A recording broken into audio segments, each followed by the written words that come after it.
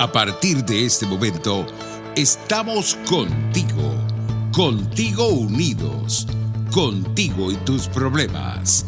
RCR presenta Contigo, Andrés Velázquez. Muy buenas tardes a todos nuestros queridos oyentes de su programa Contigo, correspondiente a hoy miércoles 1 de septiembre, Contigo, Andrés Velázquez.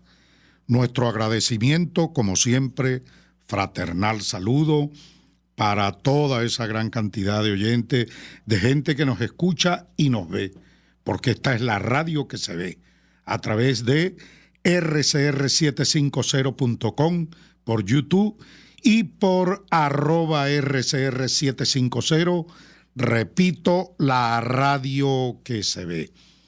Como siempre, igualmente nuestro agradecimiento a Jaime Nestares en la dirección general de la estación, Gulix Arcaya en la gerencia de producción, a César Umbría en la producción del programa y a José Gregorio González en los controles, el hombre que hace posible esta comunicación con el resto de los venezolanos.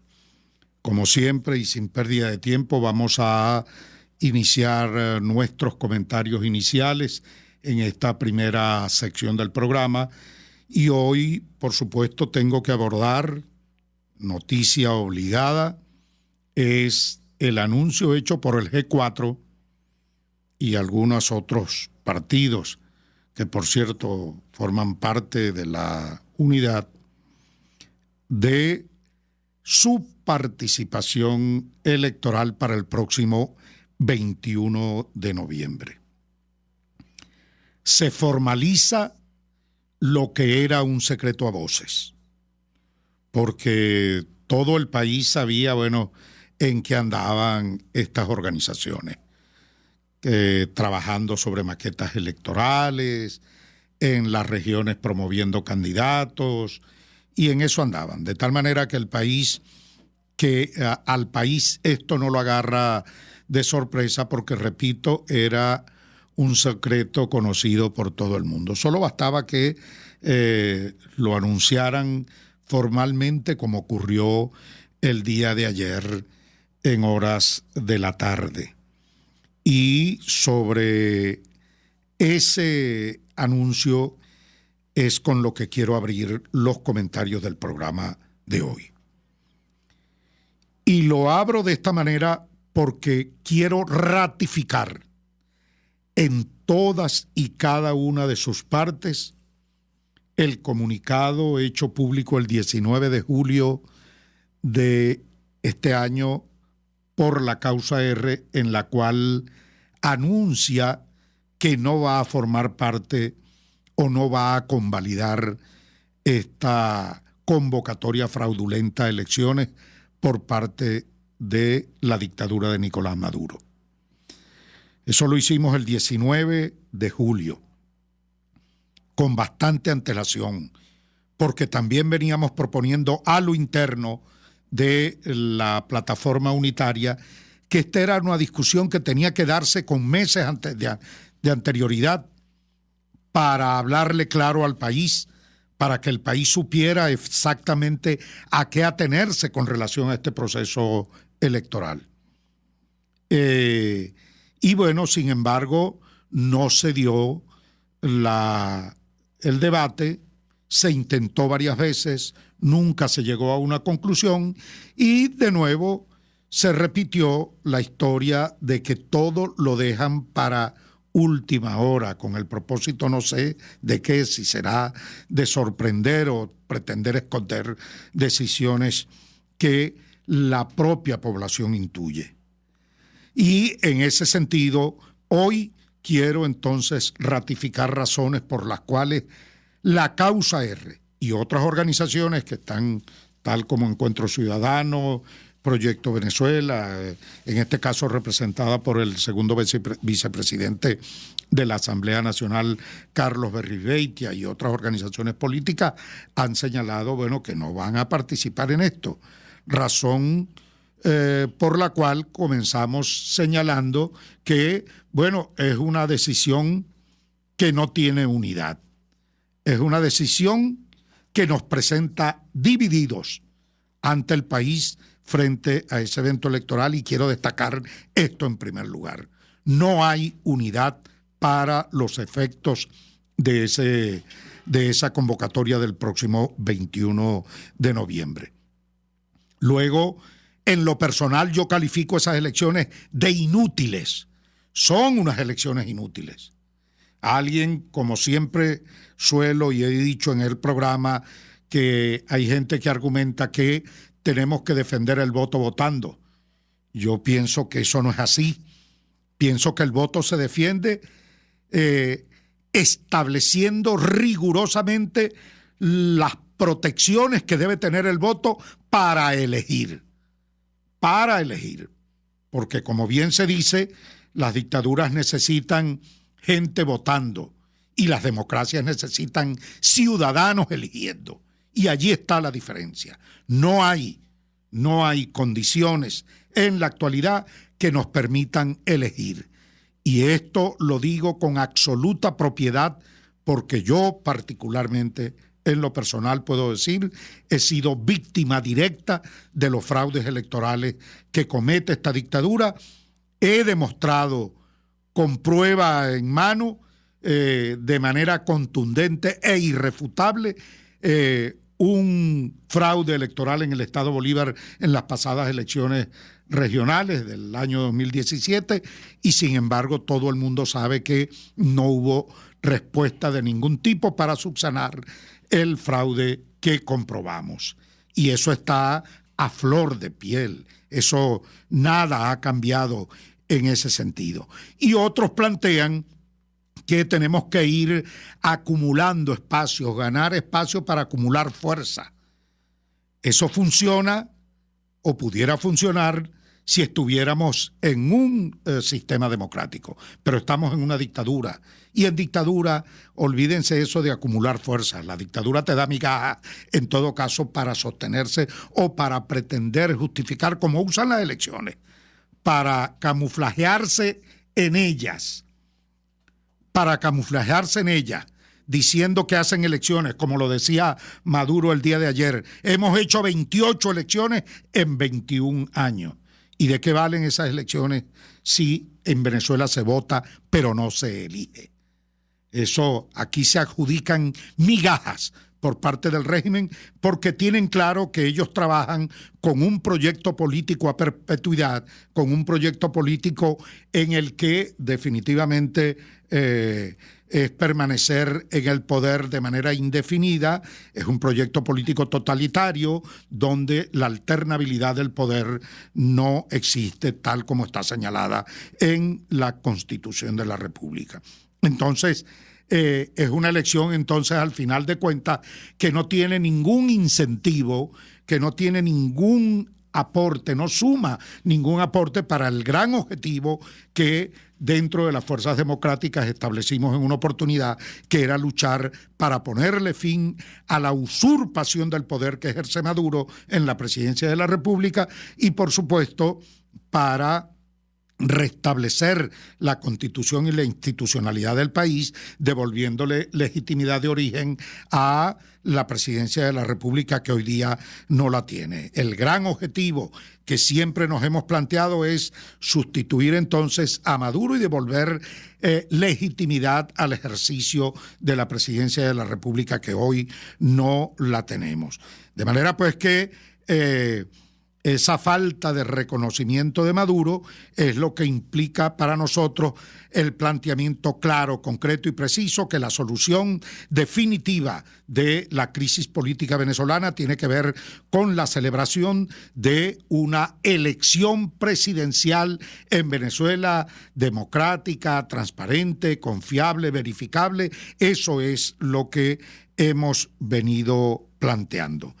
Y también debo agregar, esta es una decisión que se anuncia el día de ayer por parte del G4, una decisión en la cual se desconoce o terminan tragándose los propios acuerdos a los que habíamos llegado, porque aquí había muy claras las condiciones que se habían hecho públicas muchísimas veces por parte de toda la plataforma unitaria, que la única fórmula para participar en este proceso de elecciones regionales, considerar eso, tenía que darse por la vía de que éstas formaran parte de un cronograma electoral que incluyera una elección presidencial. Y para eso entonces decíamos, condiciones para participar en estos procesos electorales, cronograma electoral que incluyera elección presidencial.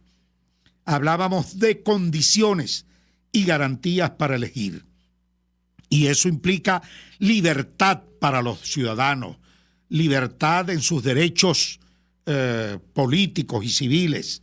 Y resulta que para eso exigíamos liberación de todos los presos políticos, exigíamos igualmente habilitación de todos los inhabilitados, el cese de la persecución, la revisión de todo el sistema electrónico automatizado, debidamente auditado para las elecciones.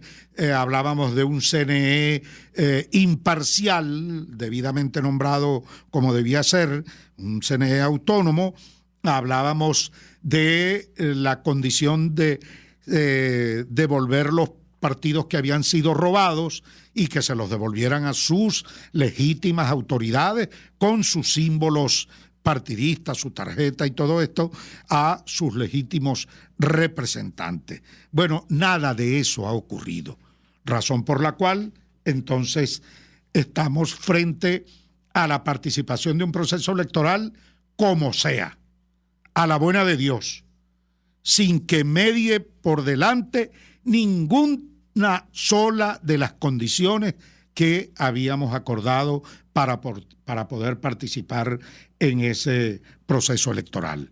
Y adicionalmente a eso hay un hecho claro, que es el tema de la coherencia política. ¿Qué es lo que venimos haciendo que nos ha permitido llegar a tener incluso un gobierno interino, un presidente interino, reconocimiento internacional? ¿Qué nos ha llevado a eso? Nos ha llevado a eso la política del desconocimiento que hemos venido haciendo de los fraudes y de la autoelección que se hizo Maduro como presidente el pasado 20 de mayo del año 2018. Allí nace, ese es el epicentro de esta inconstitucionalidad y de esta crisis que estamos viviendo. Luego, el pasado, igualmente el pueblo le dio la espalda a la convocatoria a la Asamblea Nacional Constituyente írrita, ilegítima, inconstitucional que esta gente convocó, y de la misma manera, el pueblo le dio la espalda y la oposición democrática firmemente también llamó a no participar porque no habían condiciones. Pero adicionalmente a eso, hizo posteriormente a la farsa electoral del 6 de diciembre del año pasado, hizo también una consulta popular en la cual más de 6 millones de venezolanos dijeron que habría que luchar, dieron su aprobación a la lucha por y hacer toda la diligencia con la comunidad internacional para una elección presidencial, para un cronograma electoral. Desconoció el resultado de esas elecciones del 6 de diciembre pasado para la Asamblea Nacional. Todo esto se vino haciendo. Era la política del desconocimiento. Y habría entonces que preguntarse, ¿qué pasó? ¿Qué cambió de diciembre a esta parte en 8 meses?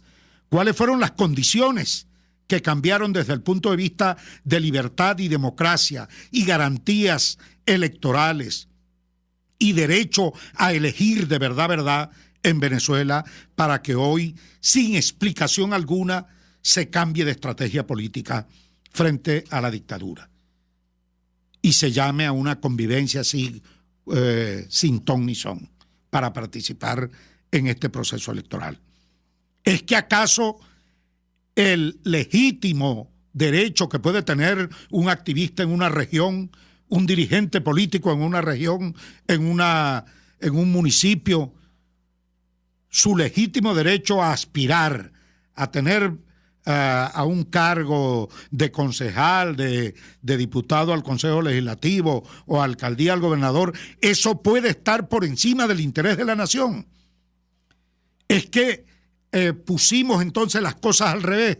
Primero el derecho del activista político, del dirigente político, sobre el derecho de los venezolanos a vivir en mejores condiciones, en democracia, ponerle fin a esta dictadura. Eso es lo que vamos a hacer ahora. Esto de verdad, es un asunto que no tiene justificación de ningún tipo. No tiene justificación.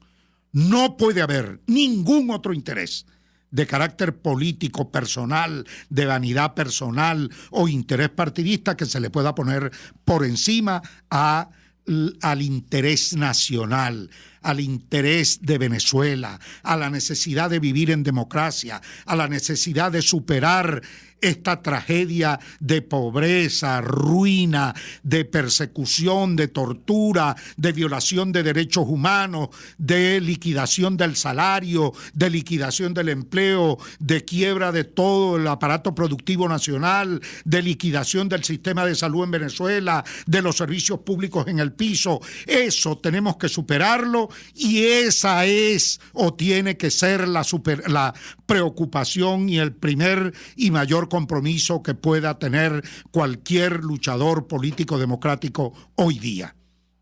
Porque ese cuento de que vamos a volver a la política participando en estos procesos electorales y volver al voto, bueno, ese cuento no lo compramos ni lo acepta la mayoría de la población, porque aquí quien se salió de la política democrática, de la Constitución, de la institucionalidad, fue Nicolás Maduro y su pandilla, no fue precisamente la oposición. Al final, y para cerrar esta primera parte, debo concluir que al final será el pueblo venezolano el que el próximo 21 de noviembre ponga las cosas en su justo lugar, porque yo estoy absolutamente seguro que ese pueblo que hoy no presenta ningún entusiasmo frente a ese proceso electoral que convoca a la dictadura sin condiciones, sin garantías para elegir, ese pueblo igualmente no va a participar en ese proceso y eso será definitivo para que quienes hoy han decidido esta participación, bueno, terminen de entender que el pueblo no participa en estos procesos fraudulentos de carácter electoral por conciencia política, porque es tan claro qué es lo que quieren. Aquí habrá votos cuando sea contra Nicolás Maduro, pero para aquellas elecciones inútiles con las cuales se quiera arropar o metamorfosear de democrática esta dictadura, el pueblo venezolano no va a acompañar ese tipo de fraude. El pueblo no cree en esas elecciones y tiene razón. Vamos a nuestro primer corte y ya venimos con nuestro siguiente segmento y nuestro invitado especial, el doctor profesor Martínez Meucci. Ya venimos.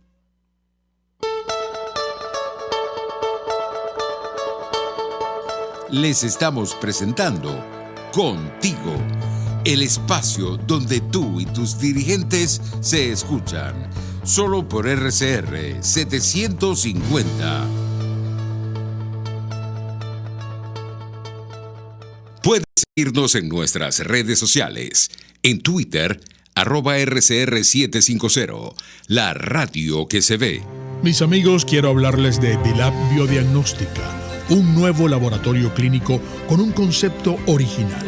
Además de estar dotado con los equipos de la más reciente tecnología y el personal de más alta calificación, Dilab Biodiagnóstica te ofrece ambiente y trato amables y los precios más económicos en todos tus exámenes de laboratorio. Pide tu cita en el 0212-945-5788. Dilab Biodiagnóstica, precisión y confianza en laboratorio clínico. Antes de empezar el día, entérese de lo que acontece en el país junto a Pedro García Otero en Titulares de la Mañana. De lunes a viernes a las 6:30 de la mañana. Acompáñelo y empiece su día bien informado. Titulares de la Mañana con Pedro García Otero. Solo por RCR 750 AM. Porque lo bueno une. En Global Therapy seguimos comprometidos con tu rehabilitación física, te ayudamos a recuperarte de tu posoperatorio y en el alivio del dolor.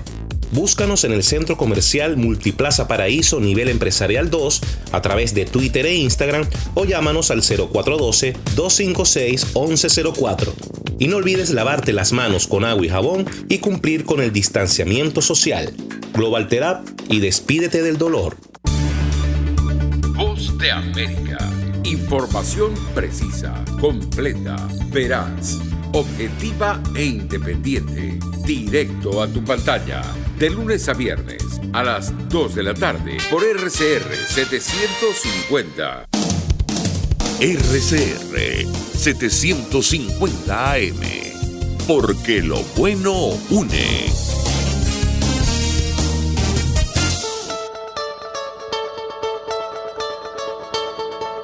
Pluralidad, libertad y respeto. Estás escuchando Contigo, solo por RCR 750. Regresamos con tu programa Contigo, Andrés Velázquez, en esta segunda parte o segundo segmento del programa. Y como es costumbre, en esta parte del programa tenemos nuestra conversación con el invitado de toda la semana. Ya les decía que hoy tenemos de nuevo con nosotros al profesor Miguel Ángel Martínez Meucci, quien ha hecho una parte en su trabajo para atender esta llamada. Y como todos ustedes saben, él es doctor experto en conflicto político y pacificación, es profesor de la Universidad Austral de Chile y una referencia obligada cuando se trata de temas como negociaciones y transiciones. De verdad, le agradecemos al doctor Meucci sobre habernos atendido y poder intercambiar sobre este tema. Bueno, y a propósito de que el próximo viernes 3 de septiembre se reanuda el proceso de negociación en Ciudad de México de este acuerdo integral de salvación nacional que se ha planteado entre el gobierno de facto y el gobierno interino de Juan Guaidó, precisamente sobre ese tema que queremos abordar, doctor Meucci, con usted. Dada su experiencia, dada toda su experticia en esta materia, ¿cómo ve y qué podemos prever o qué expectativas podemos tener sobre estas negociaciones que se iniciaron el pasado 13 de agosto y que se reanudan esta misma semana, 3 de septiembre? Gracias y bienvenido nuevamente a su programa Contigo, Andrés Velázquez. Bueno, en primer lugar, muchas gracias a Andrés Velázquez, a todo el equipo de RCR por esta invitación a participar nuevamente en el programa. Y bueno, con respecto al actual proceso de negociaciones en México, es un proceso que podríamos decir lleva muchos meses de haberse iniciado, por lo menos lo que se llama la fase de prenegociación.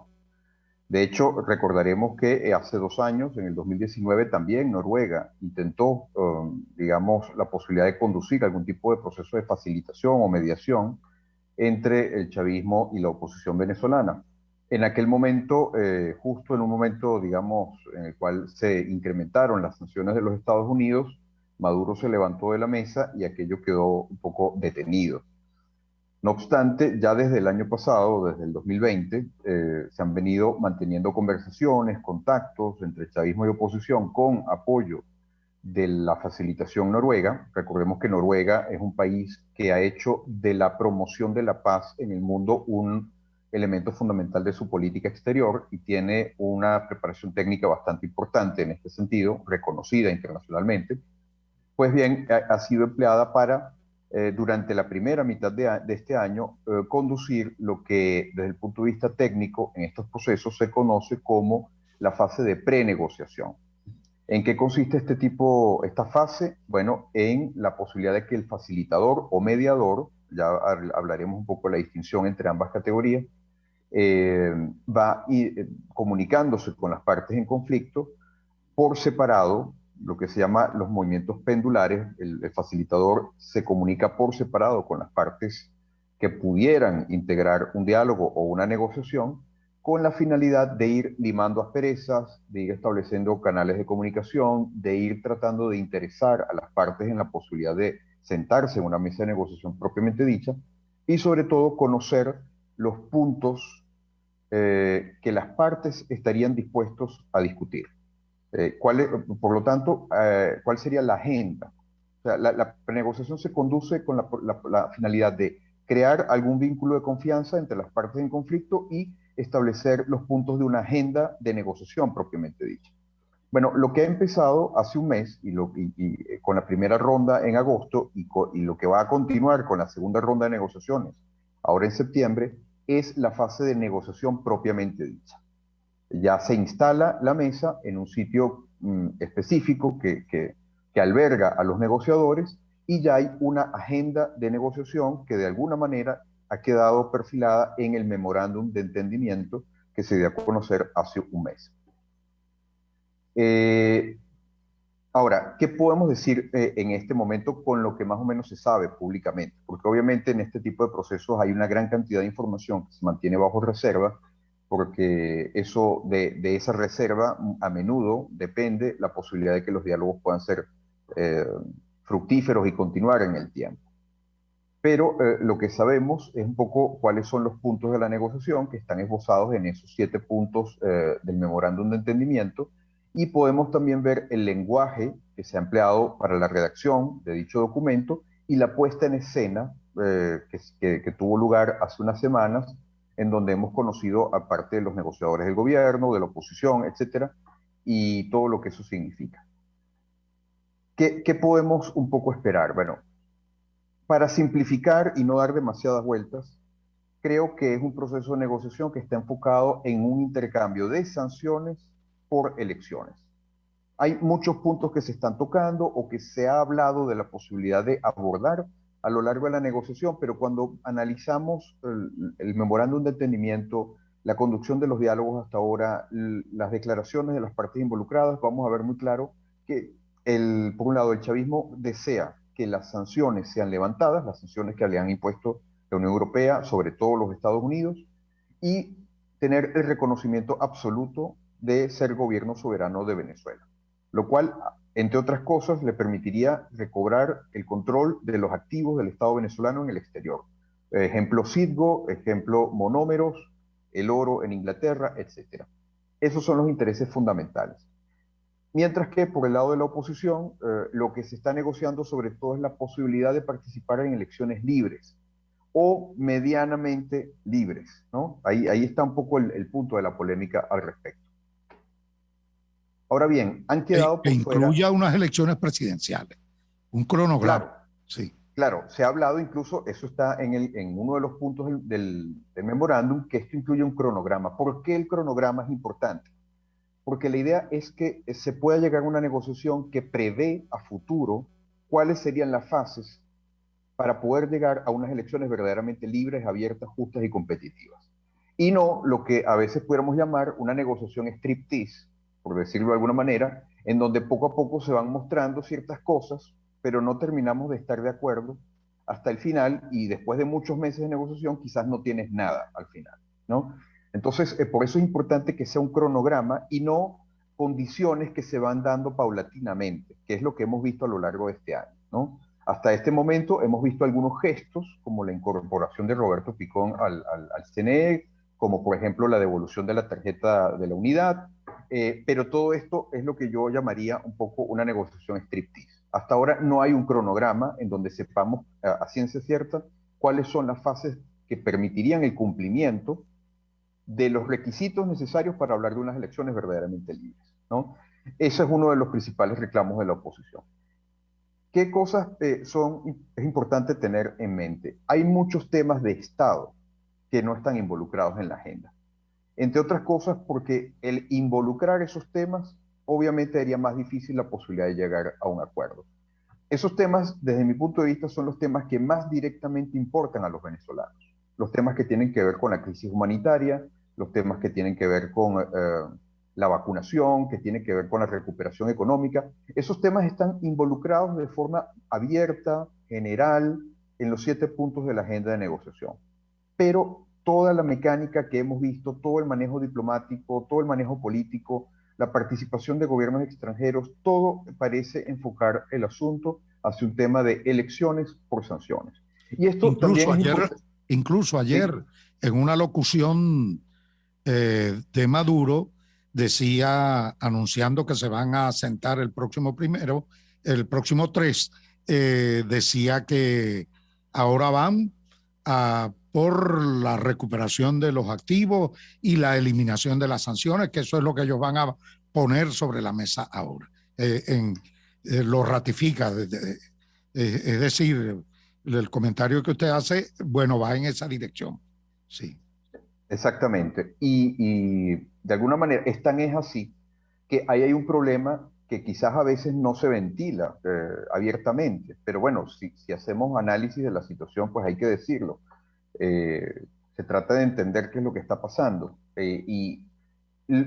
Algo fundamental entonces, si la negociación está planteada en un término de elecciones por sanciones, ¿quién tiene entonces la posibilidad de levantar las sanciones? No es la oposición venezolana, son los gobiernos extranjeros, que en teoría no son parte negociadora, en teoría acompañan los diálogos, acompañan las negociaciones. Pero esto ya nos dice que de alguna manera la idea de que tenemos sentado a gobierno de Maduro o chavismo y oposición como fuerzas relativamente equivalentes no se corresponde con la realidad.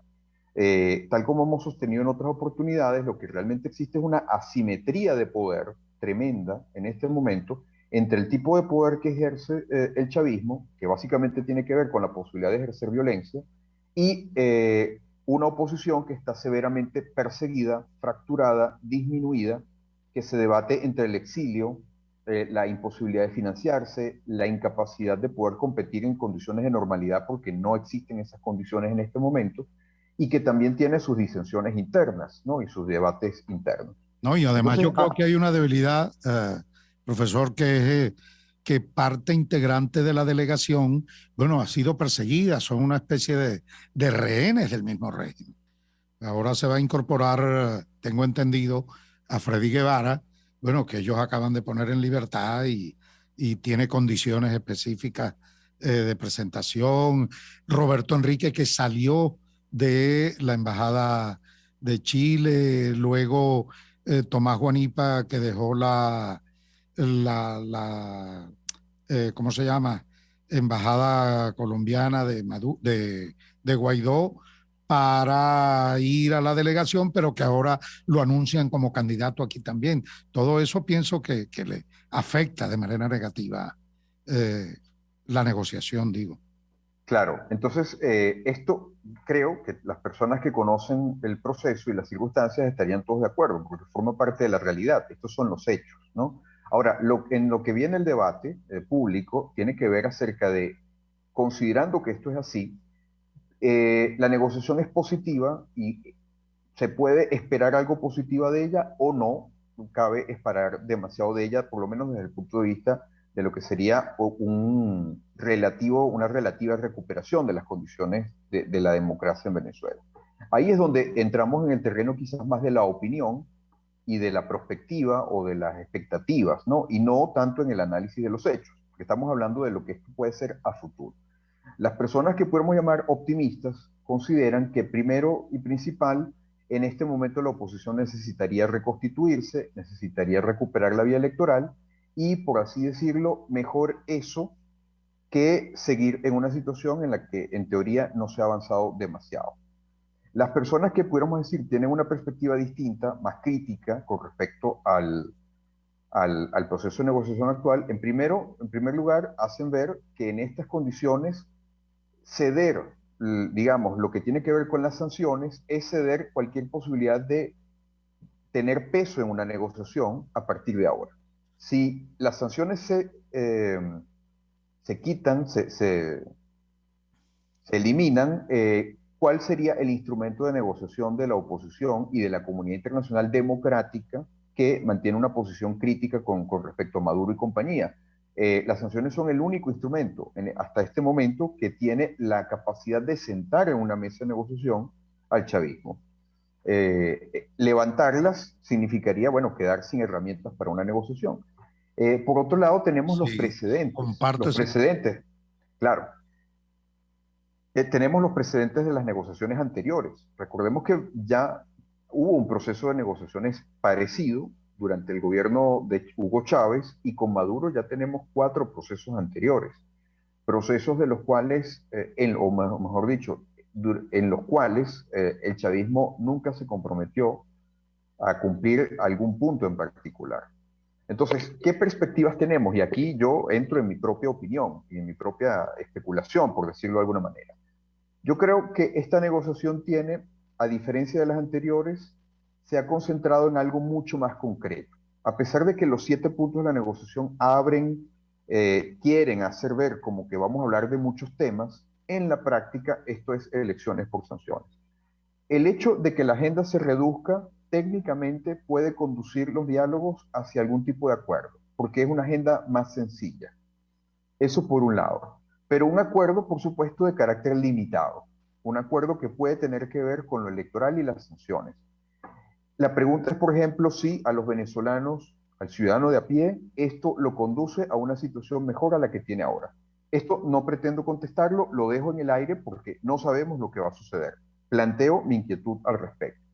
Por otro lado, dado que la negociación se enfoca en elecciones por sanciones, estimo que va a ser difícil, por un lado, que el chavismo acepte las condiciones de unas elecciones verdaderamente democráticas, sean regionales, sean parlamentarias o sean presidenciales. Bien bueno que entra, doctor, en ese punto, discúlpeme, porque era una reflexión que también tenía para usted y nos aclarara, tomando los antecedentes que mencionamos y que usted comentaba de los diálogos anteriores, conociendo el proyecto político totalitario en marcha a perpetuidad que tiene planteado el régimen y conociendo y tomando en cuenta incluso hasta la forma como declara Maduro en relación a al proceso de negociación, ¿qué expectativa podemos tener? Por lo menos yo tengo dudas, muchas dudas, y justificadas, y creo que la población está en la misma condición. Entonces, ¿cómo ve usted ese punto allí?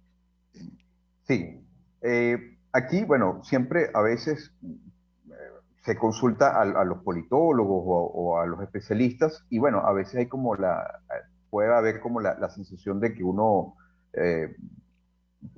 tiene una idea muy fija de lo que va a suceder. Hay que tener claro que nadie tiene una bola de cristal, nadie puede leer el futuro y por lo tanto lo que se dice tiene que ver con, digamos, pronósticos, no predicciones, sino pronósticos, que es algo diferente, algo mucho más tentativo, digamos, de menos ambicioso, pero en función del análisis que se puede hacer. Entonces, en ese sentido, desde esa mesura, mi expectativa al respecto en este momento tiene que ver con que creo que es factible alcanzar ciertos acuerdos en ciertas materias, porque la agenda de negociación es mucho más concreta en este momento de lo que ha sido en procesos anteriores.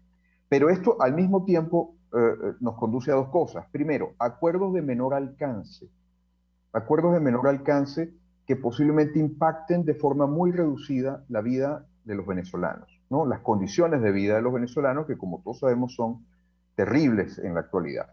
Eso por un lado. Por otro lado, no creo que al partir de que estamos hablando de una negociación de elecciones por sanciones, no creo que ninguno de las fuerzas sentadas en la mesa, que para mí son sobre todo el chavismo y el gobierno de los Estados Unidos, que de una u otra manera es el que tiene la potestad de levantar o no las sanciones, no creo que ninguno vaya a ceder totalmente. Entonces, yo no veo al chavismo cediendo al punto de permitir elecciones libres, sobre todo presidenciales, o de cara a un referéndum revocatorio, porque esto sería suicida. Esto sería darle a sus adversarios políticos la posibilidad de que pacíficamente, sin pagar grandes costos políticos, lo saquen del poder. Usted no lo ve ni siquiera negociando el revocatorio. No, porque no, yo los veo mucho más de cara a negociar una elección regional o unas parlamentarias que el revocatorio, por una razón muy sencilla. Tanto una elección presidencial como un revocatorio conducen toda la voluntad popular a decidir sobre el mandato de Maduro. Mientras que una elección parlamentaria o una elección regional permite lo que podemos llamar repartir el premio. El premio no es un solo gran premio, sino que las cosas se reparten. En esa situación hay mucho más margen para que diversas fuerzas políticas salgan no totalmente satisfechas, pero sí medianamente satisfechas. Entonces ahí hay más margen de negociación, pero lo que no veo, ojo, me puedo equivocar, de repente el futuro puede mostrarnos que esto no es así, pero a priori, a primera vista, lo que veo difícil es al chavismo permitiendo que las elecciones se desarrollen de manera tal que pierdan la presidencia de la República. Eso me parece muy difícil. Y también veo muy difícil que quienes tienen la potestad, la llave de levantar las sanciones, que son los norteamericanos y en segundo lugar los europeos, acepten levantarlas por completo sin que haya elecciones libres. Eso. Entonces, hacia donde veo las cosas más o menos es hacia acuerdos muy parciales en términos de levantar algunas sanciones a cambio de mejorar parcialmente las elecciones, las condiciones de la participación electoral. Y veo también la posibilidad de acuerdos secundarios, paralelos, en temas que puedan tener que ver con la vacunación, que tengan que ver con el acceso a la ayuda humanitaria al país, sin que el chavismo vaya a perder control el nivel de control que tiene sobre la sociedad venezolana, ¿no? No, yo creo que usted tiene total razón, pero yo creo que en la medida en que ellos abran la posibilidad de participación de la población en procesos electorales que vayan directamente contra Maduro, bueno, eso es la sentencia de perder el poder. Pero yo sí creo que este pueblo se va a movilizar solo si hay elecciones que vayan directamente contra Maduro. Ese es un punto, esto último que acaba de señalar me parece fundamental, porque a veces pensamos que la calidad de unas elecciones depende de las condiciones que se vayan a generar, por ejemplo, en una negociación. Por supuesto que eso es muy importante, eso será muy importante, pero la participación electoral en última instancia tiene que ver con la credibilidad del liderazgo político y con la credibilidad de la situación en general.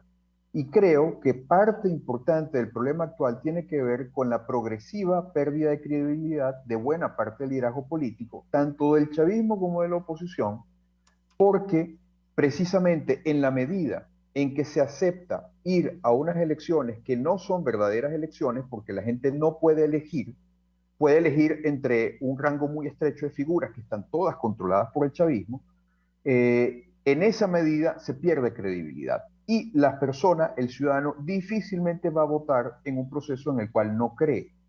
Entonces aquí también se requiere un proceso de construcción de confianza de la ciudadanía en su clase política. Pero esto solo es posible desde mi punto de vista, y aquí repito, es una opinión, como pueden ser muchas otras opiniones, pero desde mi punto de vista, la recuperación de esa confianza pasa por la defensa de unas condiciones que realmente generen confianza.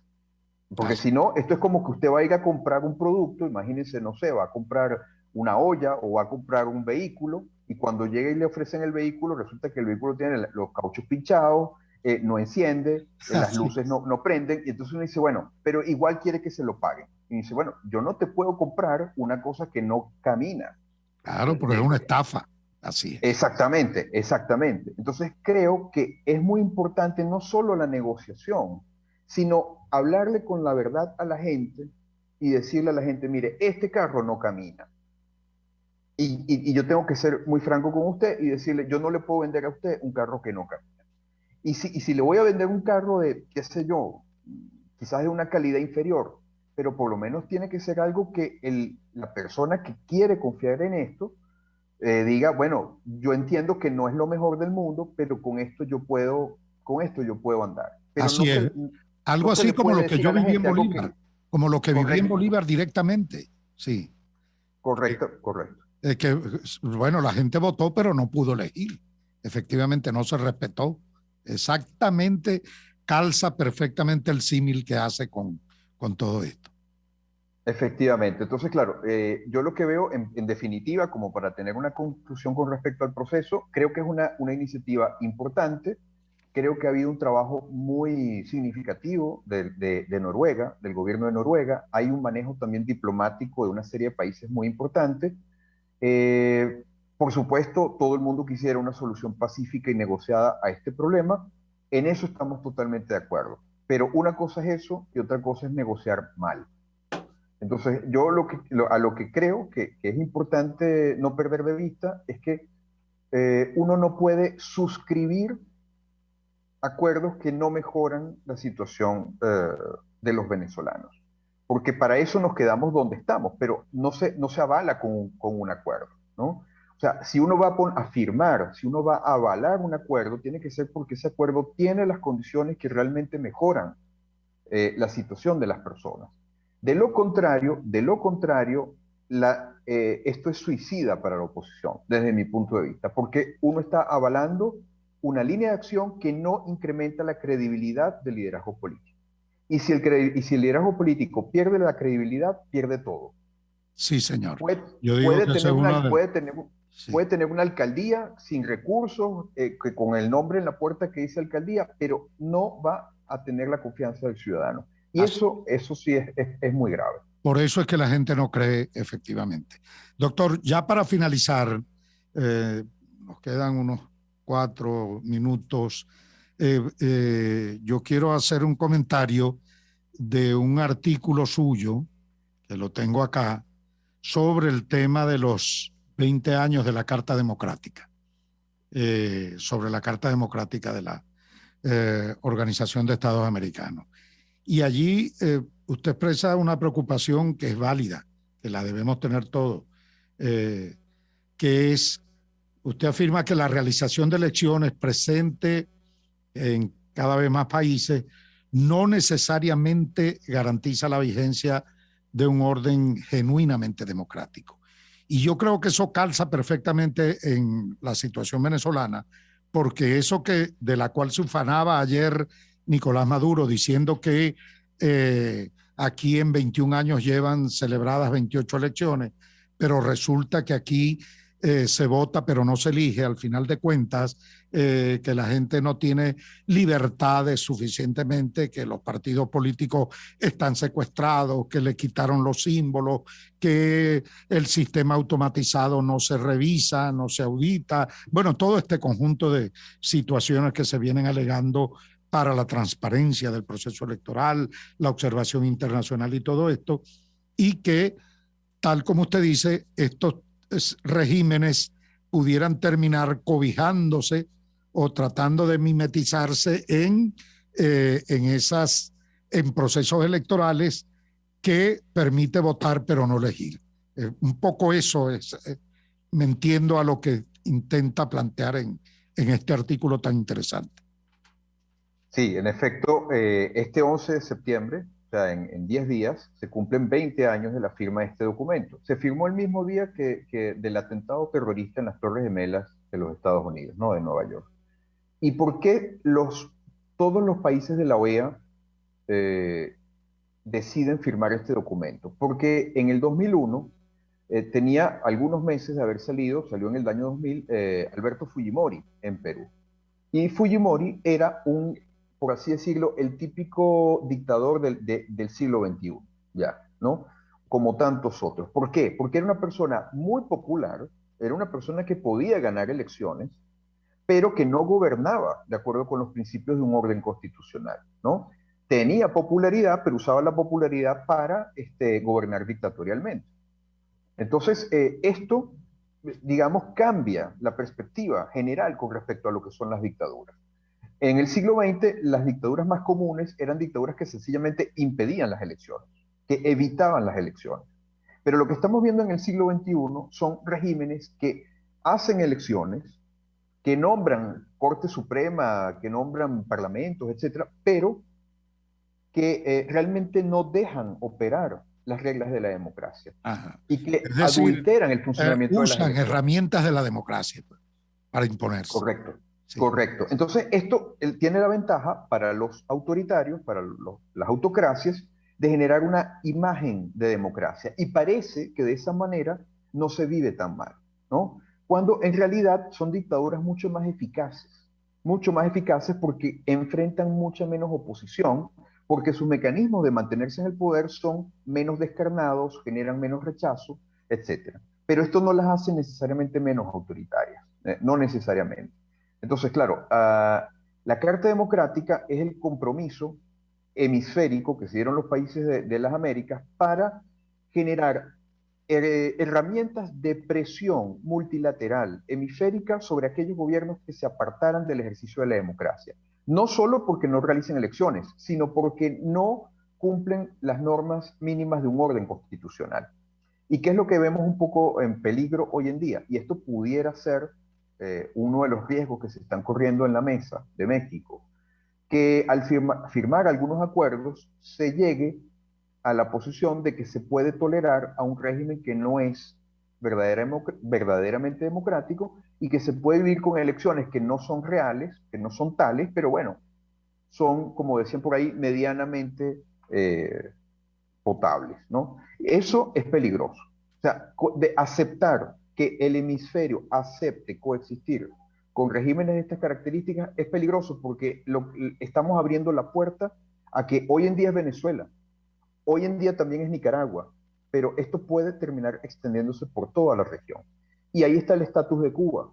Cuba goza de un estatus desde hace décadas, porque es una especie de dinosaurio de la Guerra Fría, en donde la región aprendió a coexistir con una dictadura. Y ya ni siquiera se toma la molestia de presionar para un cambio político. En Venezuela estamos viendo las consecuencias de la presión hemisférica para un cambio político. Pero ¿qué pasa si Venezuela termina adquiriendo el mismo estatus de Cuba, en donde ya nadie está presionando a Cuba para que tenga una transición a la democracia? ¿Y qué pasa si esto después se extiende a Nicaragua y a otros países? Bueno, ahí estamos viviendo un retroceso, ya no nacional, sino regional, hacia estadios más autoritarios. Yo creo que eso es la lección que tenemos que un poco desempolvar a 20 años de la firma de la Carta Interamericana de la Democracia, y creo que eso es un poco algo que tenemos que tener presente en medio de las actuales negociaciones y de la posibilidad de ir a las elecciones. Yo quiero dejar también en claro una cosa. La idea no es oponerse a ir a unas elecciones. Eso sería insensato desde mi punto de vista. El punto es que no se puede aceptar cualquier tipo de condiciones.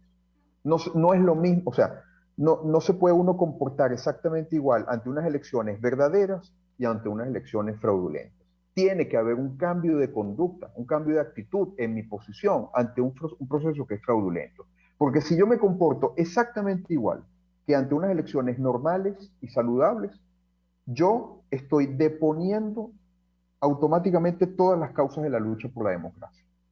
Y eso no debemos caer en eso. Doctor, bueno, muchísimas gracias. Yo creo que hemos logrado una conversación de mucha utilidad para el pueblo venezolano el día de hoy, que está con muchas expectativas, viendo a ver cómo le pone punto final a esta crisis, a esta grave y dramática situación que vive el país en todos los órdenes. Y yo creo que usted ha dado hoy, bueno, de verdad, lecciones, cosa que me agrada profundamente. Me quedo con frases como estas dictaduras disfrazadas de democracia. Es una precisión extraordinaria. Eso último que acaba de decir de que el comportamiento, la actitud de los demócratas no puede ser de alcahuetería, no puede ser de tolerancia frente a elecciones que no son efectivamente limpias, transparentes, y que son más bien más situación de estafa y fraude que otra cosa. Y eso relacionado con esa definición que hizo de la negociación strictis, que es por pedacitos, pues. Me voy logrando este pedacito, este otro pedacito, y que al final de cuentas, bueno, también lo dijo con absoluta claridad.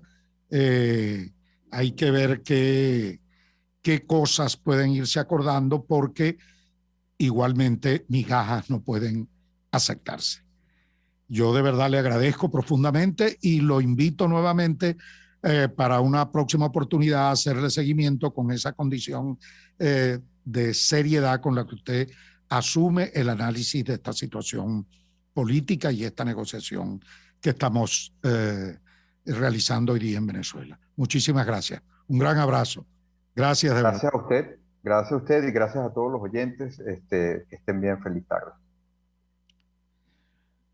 Bueno, nosotros ya nos quedan pocos minutos.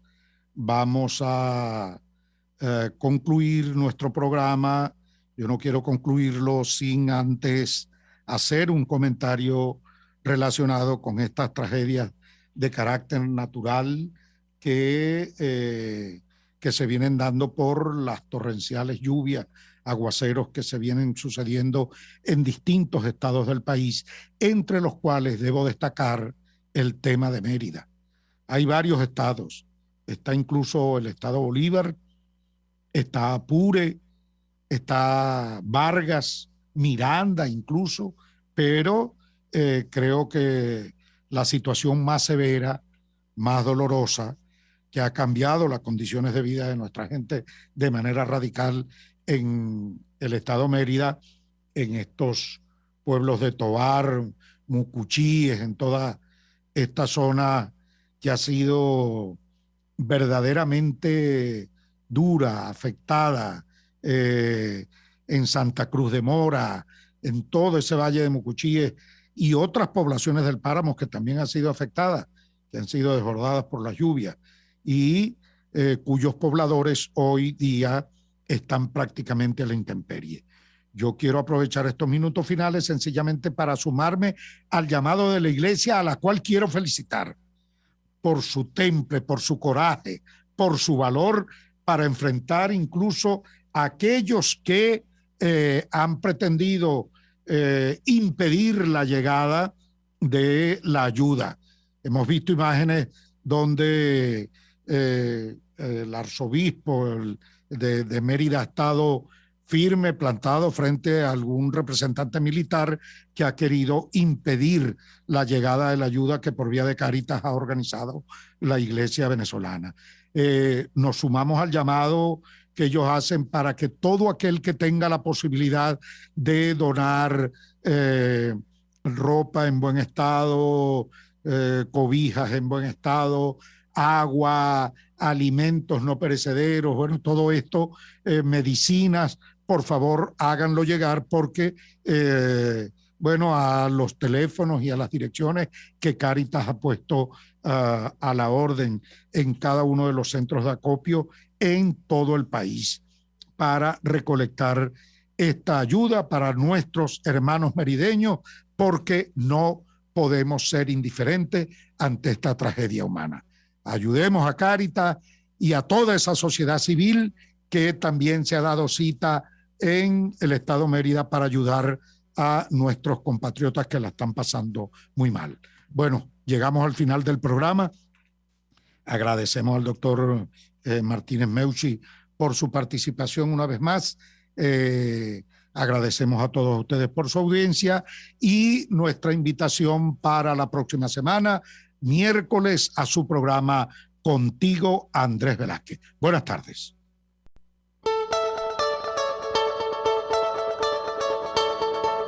RCR presentó Contigo, donde la pluralidad de pensamiento confluye. Solo por RCR 750.